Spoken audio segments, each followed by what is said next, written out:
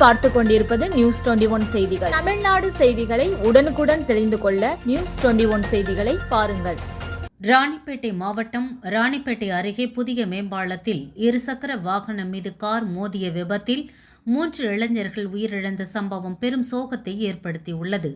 ராணிப்பேட்டை மாவட்டம் காரை பகுதியில் புதிதாக கட்டப்பட்டுள்ள மேம்பாலத்தின் மீது இருசக்கர வாகனத்தில் சென்று கொண்டிருந்த 3 பேர் மீது எதிரே வந்த கர்நாடகா எண் கொண்ட இன்னோவா என்ற சொகுசு கார் மோதிய விபத்தில் 3 பேர் தூக்கி வீசப்பட்டனர். அதில் 2 சம்பவ இடத்திலேயே உயிரிழந்த நிலையில் மற்றொரு இளைஞர் உயிருக்கு ஆபத்தான நிலையில் அரசு மருத்துவமனையில் சிகிச்சைக்காக அனுமதிக்கப்பட்டு சிகிச்சை பலனின்றி பரிதாபமாக உயிரிழந்தார்.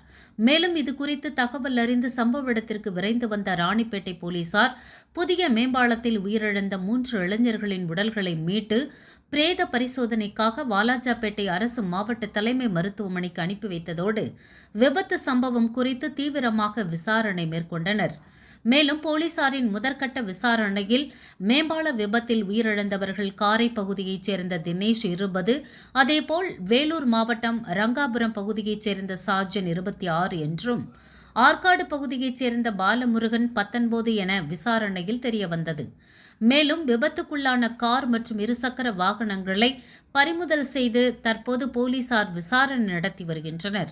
3 இளைஞர்கள் விபத்தில் உயிரிழந்த சம்பவம் அப்பகுதியில் பெரும் பரபரப்பையும் சோகத்தையும் ஏற்படுத்தியுள்ளது.